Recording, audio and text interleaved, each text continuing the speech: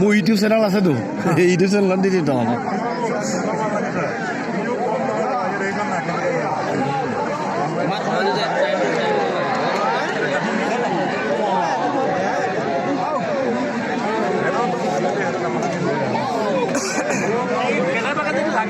ওচৰ মাৰিব লাগে বোলো